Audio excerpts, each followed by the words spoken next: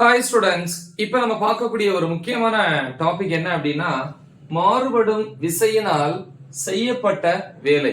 இதுக்கு முன்னாடி ஒரு டாபிக் பார்த்தோம், அது மாறா விசை. மாறா விசைன்னா விசை மாறுபடாது, ஒரே மாதிரி இருக்கும். இங்க பாத்தீங்கன்னா மாறுபடும் விசை, மாறக்கூடிய விசை. சரியா? இதனால செய்யப்பட்ட ஒரு வேலைக்கான சமன்பாடு தான் பார்க்க போறோம். ரெண்டு டெரிவேஷனுமே கிட்டத்தட்ட சிமிலரா தான் வரும், ஒரே மாதிரி தான் வரும். கடைசியா ஒரு சின்ன சேஞ்ச் இருக்கும், என்ன அப்படிங்கறத பார்ப்போம். சோ வேலை அப்படின்னு இங்கிலீஷ்ல ஒர்க் டபிள்யூன்னு சொல்லுவோம். மொத்த வேலை கண்டுபிடிக்கணும். மாறுபடும் விசை நம்ம எஃப்னு எடுத்துக்கிறோம். சரியா? ஃபோர்ஸ் அப்படின்னு சொல்லுவோம். Okay, so first of all diagram போட்டு ஒரு சிம்பிள் டயக்ராம். சோ இதுல முதல்ல பாத்தீங்கன்னா ஒரு பொருள் இந்த இடத்துல இருக்கு அப்படின்னு வச்சுப்போம். இந்த பொருளினுடைய நிறை m. சோ கடைசி அந்த பொருளை நான் என்ன பண்ணணும் அப்படின்னா இவ்வளவு தூரத்துக்கு நான் எடுத்துட்டு வரணும். இந்த இடத்துக்கு எடுத்துட்டு வரணும் அப்படின்னா கண்டிப்பா நான் என்ன கொடுக்கணும், ஒரு விசை கொடுக்கணும். சரியா? இது தொடக்கம் அப்படின்னு சொல்லலாம். அப்ப இந்த ரெண்டுக்கும் இடைப்பட்ட தொலைவு அப்படின்னு பாத்தீங்கன்னா மொத்த இடப்பெயர்ச்சி ஆர்னு எடுத்துக்கலாம். சரியா? என்னது ஆர். ஓகே, ஆனா ஒரே அடியை நம்ம அங்க எடுத்துட்டு வர முடியாது. கரெக்டா? ஸ்டெப் பை ஸ்டெப்பா தான் எடுத்துட்டு வர முடியும். கரெக்டா? எஸ். சோ இப்ப இது தொடக்கம் அப்படின்னு வச்சுப்போம், RI. இது இறுதி. கரெக்டா? RI அப்படின்னா தொடக்கம், ஐனால இனிஷியல் அப்படின்னு சொல்லலாம் இல்லையா? தொடக்க இடப்பெயர்ச்சின்னு சொல்லலாம். இது ஃபைனல், இறுதி இடப்பெயர்ச்சி அப்படின்னு சொல்லுவீங்க. ஓகே, சோ இப்ப பாத்தீங்கன்னா இந்த இடத்துல ஒரு பர்சன் நிக்கிறாங்க அப்படின்னு வச்சுப்போம். சோ ஒரு பர்சன் நிக்கிறாரு. இவர் என்ன பண்றாரு அப்படின்னா இந்த ஆப்ஜெக்ட இழுக்கிறாரு, ஒரு விசையை கொடுத்து இழுக்கிறார். அப்படி இந்த பொருளை இந்த மாதிரி இழுக்கிறார், இந்த திசையில இழுக்கிறார். எதுக்காக? இந்த பக்கம் கொண்டு வர்றதுக்கு. சரியா? அப்படி அவர் இழுக்கும் போது பாத்தீங்கன்னா அந்த விசையை பாருங்களேன். இந்த விசை நம்ம ஏற்கனவே படிச்சிருக்கோம், சொல்லியிருக்கேன். ரெண்டு அச்சு இருக்கு. இந்த இடத்துல இருந்து நம்ம என்ன பண்றோம், ஒரு பொருளை எப்படி தூக்கி வீசுறோம், அந்த பொருள் எப்படி வரும். இதை எரிபொருள் அப்படின்னு சொல்லுவோம், அல்லது இதனுடைய பாதை படிச்சிருப்பீங்க. அதனுடைய இயக்கத்தை எரிபொருள் இயக்கம் அப்படின்னு கூட சொல்லும். சரி, த்ரோ பண்ணும்போது என்ன பண்ணுவீங்க அப்படின்னா ஒரு தொடக்கத்துல ஒரு திசை வேகம் கொடுப்பீங்க, அதாவது வேகமும் திசையும் சேர்ந்து, அதான் தொடக்க திசை வேகம். இந்த திசையில கொடுக்குறீங்க u. உங்களுக்கு தெரியும், இதுல எந்த ஒரு பாயிண்ட் எடுத்துக்கிட்டாலும் எந்த ஒரு புள்ளியிலையும் u ஓட மதிப்பு ரெண்டா பிரியும். ஏன்னா அது x மதிப்பும் இருக்கும், y மதிப்பும் இருக்கும். ஓகேவா? சோ இது x, இது y. சோ இந்த கோணம் தீட்டா. அப்படி ரெண்டா பிரியுது. அப்ப u ரெண்டா பிரியுதுன்னா ஒரு கூரை u cos தீட்டானும் இன்னொரு கூரை u sin தீட்டான்னு எடுத்துப்பீங்க. ஒருவேளை இந்த தொடக்க திசை வேகம் x அச்சுல மட்டுமே இருந்துச்சுன்னா பிரியாது, ஏன்னா அது y க்கு பொருந்தாது. y ல மட்டுமே இருந்துச்சுன்னா x க்கு வராது. ஆனா x க்கும் y க்கும் இடையில இருக்கிறதுனால கண்டிப்பா ரெண்டு கூறுகளா பிரியும். அதே மாதிரிதான் பாருங்களேன், ஒரு குறிப்பிட்ட கோணத்துல இருக்கு, சாய்வா இருக்கு இல்லையா? அப்ப இரண்டு கூறுகளா பிரியுது இந்த விசை. இது மாறுபடக்கூடிய விசை. என்ன, அடிக்கடி நம்ம மாத்திக்கிட்டே இருப்போம் அந்த விசைய. இது ரெண்டு கூறுகளா பிரிக்கிறோம். ஒன்னு இப்படி கிடைத்தல கூறு, ஏற்படுத்தக்கூடிய கோணம் தீட்டா. இன்னொன்னு செங்குத்து கூறு. கிடைத்தல கூறு இங்க தொடக்க திசை வேகம் u னா u cos தீட்டா, இங்க விசை Fங்கிறதுனால F cos தீட்டா. அப்படி இது F cos தீட்டா, இத F sin தீட்டா அப்படின்னு சொல்லுவோம்.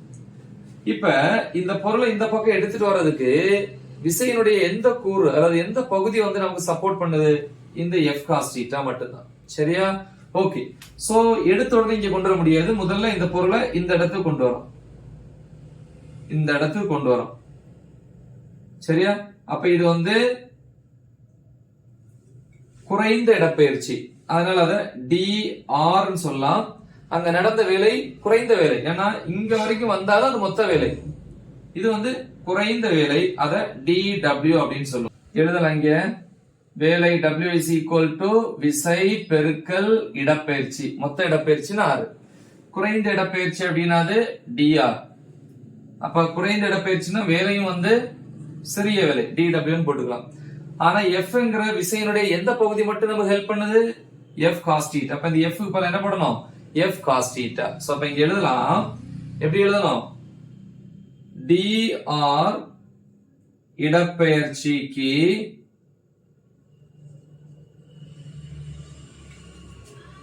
மாறுபடும் விசை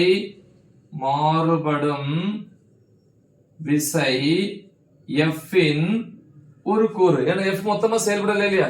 F இன் கூறு F cos தீட்டாவால் செய்யப்பட்ட சிறிய வேலை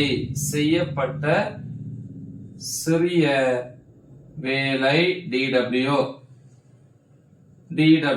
equal to சிறிய வேலை FDR. ஆனா Fங்கிற விசையினுடைய ஒரு கூறு மட்டும்தான் செயல்படுது, F cos theta. அப்ப F பிளேஸ்ல என்ன போடணும்?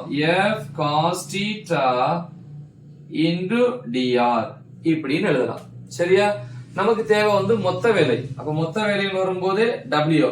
அப்ப இங்க இருந்து இங்க வரைக்கும் கொண்டு போனது மொத்த வேலை, அது R. எங்க இருந்து எங்க? RI இலிருந்து RF. சரியா? அப்ப எழுதலாம் RI இலிருந்து RFக்கு நகர்த்த செய்யப்பட்ட மொத்த வேலை.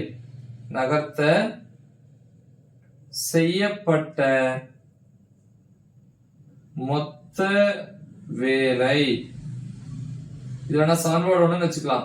மொத்த வேலைன்னா W தானே? எப்படி கிடைக்கும்? இத படிச்சிருப்பீங்க, வகைக்கெழு தொகைக்கெழுன்னு படிச்சிருப்பீங்க. தொகைக்கெழுனா இன்டகிரேஷன். சோ இது தொகைக்கெழு எடுத்தாதான் கிடைக்கும். இப்ப ரெண்டு பக்கம் எடுப்போம் இல்லையா? சோ அப்ப இது இன்டகிரேட் பண்ணா இன்டெகிரல் dw அப்படின்னா w, இன்டெகிரல் dx னா x, இன்டெகிரல் dy னா y. சோ அதே மாதிரி இதுக்கு இன்டகிரேட் பண்ணீங்கன்னா w கிடைக்கும். ஈக்குவல் டு வலது பக்கம் பண்ணணும். வலது பக்கம் இன்டெகிரல் போடணும். என்னது? F cos theta into dr. எங்க இருந்து எங்க வேலை? RI இலிருந்து RF. அப்ப இங்க RI, இங்க RF. இது சமன்பாடு 2. ஓகேவா? இதுக்கு முன்னாடி வந்து பாத்தீங்கன்னா மாறா விசை வந்து மாறாது. அப்ப அதனுடைய கூறுமே மாறாது, ஒரே மாதிரி இருக்கும். அதனால அது ஒரு மாறிலி. வெளியே எடுத்திருப்பீங்க தொகைக்கெழுவுக்கு வெளியே, ஏன்னா அதுக்கு தொகைக்கெழு கிடையாது. ஆனா இங்க F cos thetaங்கிறது ஒரு மாறுபடும் விசை, அதனால அதை வெளியே எடுக்க முடியாது, உள்ளேதான் வச்சுக்கணும். இவ்வளவுதான் வித்தியாசம். சரியா? ஓகே, இப்ப நம்ம வந்து ஒரு வரைபடம் வரைஞ்சுப்போம். சோ இந்த மாதிரி நம்ம வரைபடம் வரைஞ்சோம்னா இது x அச்சு, அதுல இடப்பெயர்ச்சி 6, y அச்சுல வந்து விசை F cos theta. சரியா? தொடக்கத்துல வந்து இடப்பெயர்ச்சி வந்து நம்ம RI ன்னு வச்சுப்போம், இறுதி இடப்பெயர்ச்சி வந்து RF ன்னு வச்சுப்போம். ஆனா இங்க நம்ம கொடுக்கக்கூடிய அந்த F cos thetaங்கிற விசை மாறுபடும் விசை. தொடக்கத்துல இருந்தே மாறும், ஒரே மாதிரி இருக்காது. கரெக்டா? இது மாறிக்கிட்டே இருக்கும். பாத்தீங்களா? விசை மேல மாறிட்டே இருக்கு, சேஞ்ச் ஆகிட்டே இருக்கு. சோ இப்ப இதை நான் ஜாயின் பண்ணேன் அப்படின்னா இந்த பரப்பு இருக்கு இல்லையா? இந்த பரப்பு எதை குறிக்குது? இங்க நடந்த வேலையை குறிக்குது. RI இருந்து RF விசை வந்து மாறி இருக்கு. கரெக்டா? இப்ப இதனுடைய பரப்பை வந்து கண்டுபிடிக்கிறது வந்து சாதாரணமா கண்டுபிடிக்க முடியாது. நம்ம ஏற்கனவே படிச்சிருப்போம் தொகைக்கெழு அப்படின்னு. சோ அதை பேஸ் பண்ணி ஆக்சுவலா வந்து நம்ம பாத்தீங்கன்னா ஒரு இந்த மாதிரி ஷேப்ல இருக்கக்கூடிய ஒரு பொருளினுடைய பரப்பை கண்டுபிடிக்கலாம். நீளம் பெருக்கல் உயரம் அல்லது நீளம் பெருக்கல் அகலம் அப்படின்னு கண்டுபிடிக்கலாம். சோ ஆனா இது பாத்தீங்கன்னா எப்படி இருக்கு? ஒரு ஒழுங்கற்ற முறையில இருக்கு. அப்ப ஒழுங்கான முறையில நம்ம இதை மாத்தணும். இது என்ன சின்ன பகுதிகளாக பிரிக்கலாம். அப்ப ஒவ்வொன்றுக்கும் தனித்தனியா பரப்பு நம்ம என்ன பண்ணலாம்? கண்டுபிடிக்கலாம். சோ அந்த பரப்பை கண்டுபிடிச்சு என்ன பண்ணணும்? ஆட் பண்ணிக்கணும். சோ அப்ப மொத்த பரப்பு கிடைக்கும். இது ஒரு குறிப்பிட்ட என்னது பகுதிகளா பிரிக்கிற வரைக்கும்.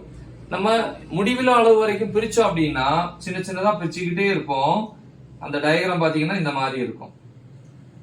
R இது வந்து F cos theta, தொடக்கம் வந்து RI, இறுதி வந்து RF.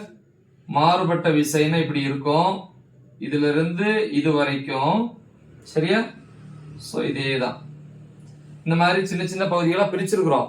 இதை இன்னும் சிறு சிறு பகுதிகளா பிரிக்கணும். ஏன் பிரிக்கிறோம் அப்படின்னா இந்த பாத்தீங்கன்னா இந்த பகுதி எல்லாம் பாருங்க, இந்த கேப், இதனுடைய பரப்பு வந்து முதல்ல நமக்கு இன்க்ளூட் ஆகல, ஆட் ஆகல.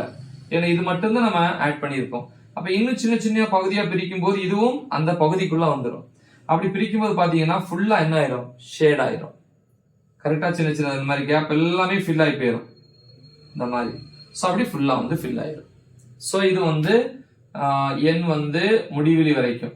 சோ இது n வந்து அப் டு n வரைக்கும். சரியா? எஸ். சோ ஒரு முக்கியமான ஒரு டாபிக். நல்லா தெளிவா பிராக்டிஸ் பண்ணுங்க. மறக்காம இதை உங்க ஃப்ரெண்ட்ஸுக்கு ஷேர் பண்ணுங்க. All the best. தேங்க்யூ.